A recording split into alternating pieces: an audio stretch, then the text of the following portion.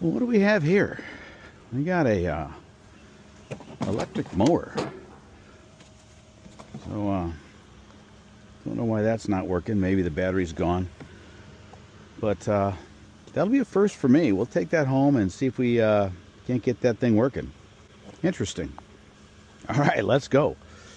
Well, good afternoon. It's great to see you, and thanks for stopping by the Old Man's Workbench, where we in fact did pick up that electric mower. It's a Greenworks Pro 21-inch push mower. It's not self-propelled.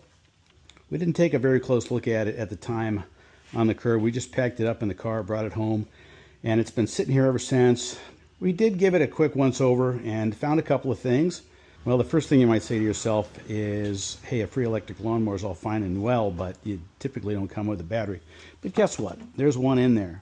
And then you say to yourself, well, what about charging the battery? Well, I did go out and purchase a charger. Free 90-day return, so well within that policy. I did charge up that battery, and it does show that it charged, but if we can't get this working, I can at least return that within the 90-day policy.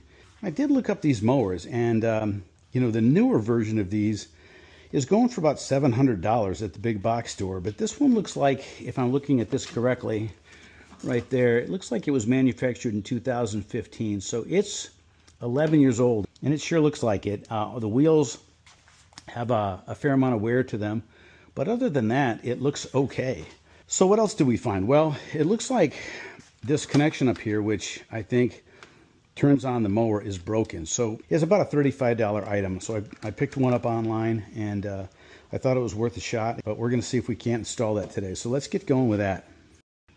All right, I put it up on the table here because there's not a lot of room on my workbench right now. I'm working on another project. We just finished up a video on the first half of that project of fixing my neighbor's Mantis rototiller, and we're waiting on a part. We're going to put a new piston in that, but if you're interested in seeing that video, I'll leave a link in the description of this, or better yet, you could subscribe to the channel, and that way you'll get notifications whenever there's a new video. But that's an interesting one, and we've got part 2 coming soon. Anyhow, back to this. Let's take a look. I think we're just going to have to take the motor off. Notice I didn't say engine. This isn't an engine, it's a motor.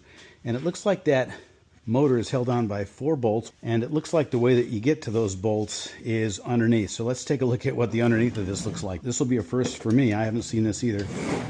And as expected, it doesn't look great, but it doesn't look terrible either. I think what we'll do is we'll take this blade off, which happens to be very sharp, surprisingly so. Usually they're pretty dull, but we're going to take this off so we get kind of clean this out. It looks like here's the bolt. There's another one there.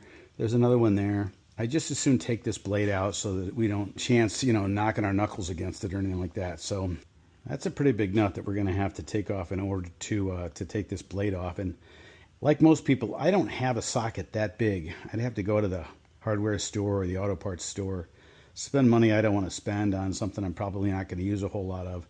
So we're going to go with plan B, and that is to use a pipe wrench and see if we can't at least knock that loose.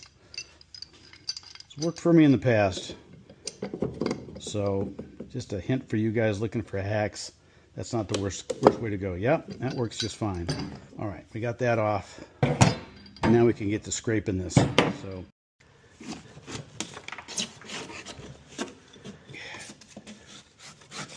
all right, I think that's good enough. Let's stop messing around here and get that motor off. So 13 millimeter, we just want to get them loose. Then we're going to put this back on its wheels and kind of get them on underneath, because I don't want this motor falling off behind here and perhaps falling off the table and getting damaged. So I think we're good right now. I think that's loose enough.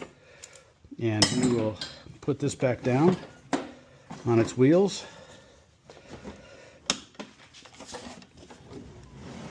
There we go. To get at that, like that. That looks like an accident waiting to happen, doesn't it? Yeah. We'll borrow this from our last project. There, that's not going anywhere. Famous last words, right? All right.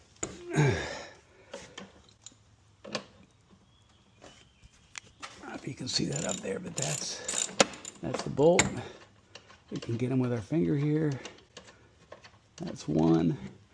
Over here is the next one. All right, we'll see if we can't get this to come off. Easy enough. And of course, now we got some more work to do to try to get this piece off here. The good news is we don't have any motor oil or gasoline or anything like that that's likely to be dripping out of this thing because we've got it upside down. Oh, I see there's a couple of Torx screws holding this on. All right, we found a Torx bit that fits. So we can pull these two out now. Hopefully that will allow this piece to come off and us to get at the part we need to get at. Unless we're going down a huge rabbit hole here, in which case I don't know what's going to happen. But this will come off now. Yeah, it's coming off. And there we go. That's what we're looking for. We're looking for this connection right here. This is the part here from Greenworks. As far as I can tell, it looks like it's the same one. This piece is in place. And this is the business end that we're looking to plug in. So, going to be interesting because these plugs look different. Wow, that's great. That's just great. Now what do we do? Well, I can tell you what we can do. We will take these and we will splice them into these. That is the plan, Stan. Okay, now that we've got that out where we can work on it, we will splice these lines. Look at that. That's cut right there. That might have been an issue in and of itself. It perhaps was shorted out. So, that is very interesting. We've got a new one, so we're going to use it.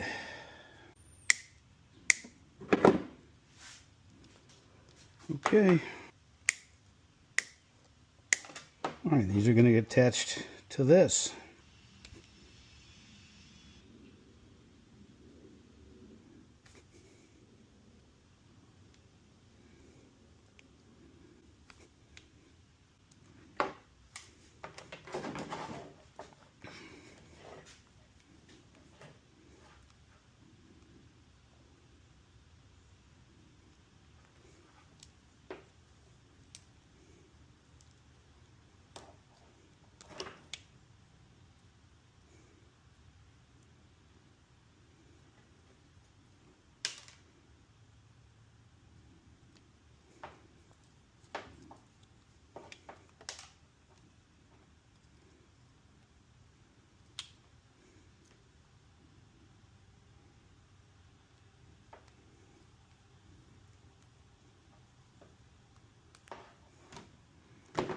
All right.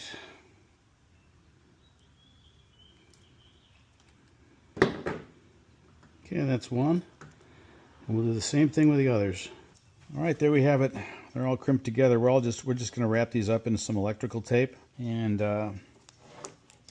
reinstall everything.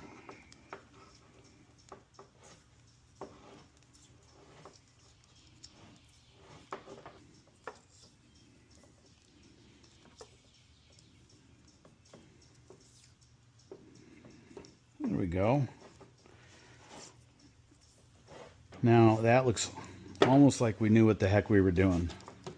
We'll plug this in. There we go. All right, let's start putting things back together. So before we start buttoning all this back up again, and it won't take very long, I think what I'm going to do is I'm going to take this old switch assembly off and replace it with the new one, plug it in, and see if it works. So to do that, there's just 4 screws here. You know, if you've never done this before, or if you're ever in a situation where you need to do this, keep in mind that inside here is some springs and a lever that's under tension that is part of this whole fail-safe switch. So you have to take it apart carefully. So these actually go through the handle. They regulate how far away this switch is from this lever right here so that this cable is the right distance. And sometimes with the older models, the cable gets stretched and this doesn't work as well. At least that's what I've read. I have no experience with that personally. You see how that's starting to come apart, and I just squeeze it together. And I'll show you what I'm talking about here in just a second. So I'm just reaching in here and kind of holding this down So there's the switch, and this thing will pop up and all these springs will come flying out. Let's see if we can get this off here now. There we go. Came out like that. So this is the switch. And again, I don't know if the issue's here or somewhere in the switch. I just bought a new switch. So, all right, this is the old one. I've got it disconnected, took all the wires off down through here. And now I'm just going to go through the opposite procedure and attach this up here. This one has different screws to it. The other one had Phillips head screws. This has some sort of Torx screw head to it, wouldn't you know? But that's all right. I got a Torx screwdriver. But it's the same deal. You want to hold this together. You don't want to let it fly apart on you as it gets loose. All right, we want to take this piece. This is the part that was broken off on the other one. And slide it through there. So, same deal. We want to hold this down. We want to hold this together and take it apart carefully so that all the pieces don't just spring out. And now I'll put this down here like this. And these little screw, I guess, guides go in the hole in the handle. And then we put this on. There we go. Just like that. And now, let's screw it together here. And there, that shouldn't go anywhere right now. Put the other one on here. All right, so now with the new starter assembly in place, we're gonna plug that in. This is the plug that we sort of pulled off the other one and pigtailed onto the new one. Remember, this is the plug that we replaced this one with because obviously this wasn't gonna fit in there. But that was an issue that was easily handled, I think, anyhow, especially if it works. It's always a great idea if it works. If it doesn't work, well, then it was a stupid idea. But let's hope it was a great idea. So let's try to start this thing and see if we had a good idea or a stupid idea. So I think the way this goes is you push this button down, then you pull this handle back, and it should start up, and I hear it, and then you can let go of the button. And so, yeah, that's working. So that's great news. We know that it works. And to make it stop, you just let go of this safety bar here, and it stops. So we're going to start cleaning all this stuff up. We're going to wipe it down since we've got it out, clean some of this debris out of here. This is a 10, 11 years worth of debris in here, so we might as well get the vacuum cleaner and kind of suck all that stuff out, clean any dirt, debris out that we can now that we've got it apart. Shouldn't take too much to pop this thing back together, and then we'll take it out back and we'll see how she operates in the wild.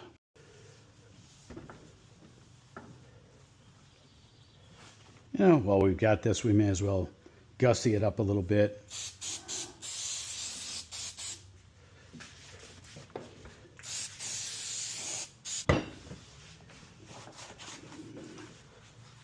And now we're ready to put this this motor mounting back on. I'm just going to wiggle it in place, I guess. That one goes right in there. This one is fighting me a little bit. I don't know why. But I've got a solution for that. There we go. Amazing how that fits just right. Let's see if this one wants to play nice now. Yep. These have a very specific torque spec to them. It's called Tight Enough. And we're getting there with this one. That's tight enough. Yeah, there we go. Right to spec. That one's tight enough.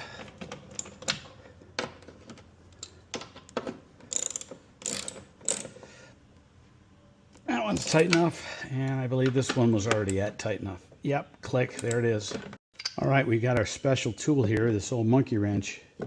And again, we're going to tighten it to spec, which again is just tight enough. All right, let's put this thing back up on its wheels, and we'll button up the last little bit, which is really just attaching this to this. So I've got some zip ties. Now we want this to go on tight enough so that this wire isn't flopping around, but we also want it to be able to stretch and move, because as we move this handle up and down or fold it up even, it's going to want to stretch a little bit. So we don't want these super tight. But we do want it to, like I said, not just flop around a little bit. So we put 3 on. I think there were just 2 on before. We'll just tighten them up like that. That'll keep it good enough for what we're looking for. Those are the 2 standards that I live by. Tight enough and good enough. And this is good enough. Okay, let's get her off this table and get her out into the wild and see how she performs. All right, well, here we go. This is actually the first time I've ever used an electric mower. I gotta say, I'm pretty impressed by just how smooth it is, how quiet it is. And, you know, it seems to cut pretty well. I've done a little bit here so far. Like I said, that blade was pretty sharp. So somebody had sharpened the blade. This is not a self-propelled mower, but it's very light. It's a lot lighter than a gas mower, so it's not hard to push. Easy to get around and trim with. Not that this is any kind of, you know, product review, but, you know, our little fix seemed to work just right. So, again, to stop it, all I got to do is let go of this. All I got to do is let go of this this panic bar here. To start it, I push the button a little bit, I pull it in, starts right up, then I let go of the button. And again, this little starter assembly was all of $35. So battery was in it. I spent another, I don't know, $60 or so on a charger that I could return if I didn't need it. So, you know, for under $100, I'm into a lawnmower, an electric lawnmower at that, you know, typically retails for about $600. Now this one is pretty old. This one is, like I said, 11 years old. There's a lot of wear on the tires. I don't know if I'll need to go to the expense of replacing the worn tires or not, but we're going to use it a little bit. It's nice to be able to cut your lawn and not have to worry about, do I have gas? Do I need to go get gas? Seems like that's always the case. I'm getting ready to cut the lawn and, oh, I need to go get some gas. In this case, I just need to make sure that the battery is charged. And it should charge up in about 20 minutes. We'll see how long it lasts here. It's been about 5-10 minutes. And we'll be back here in a little bit just to see how long this battery lasts. Well, the battery lasted longer than I did. I got the backyard done and the side yard done, and then I basically just called it quits because I was getting tired. So we were able to pull this mower off a curb, put a few dollars into it, and now I've got a tool I think I can use for quite a while. So we're going to call it a win. We're also going to call this episode done for now. Appreciate you guys sticking with us. Feel free to leave a comment, give us a like, and by all means, take a second to subscribe. That would really help the channel. Again, thanks for stopping by, and we will see you in the next one.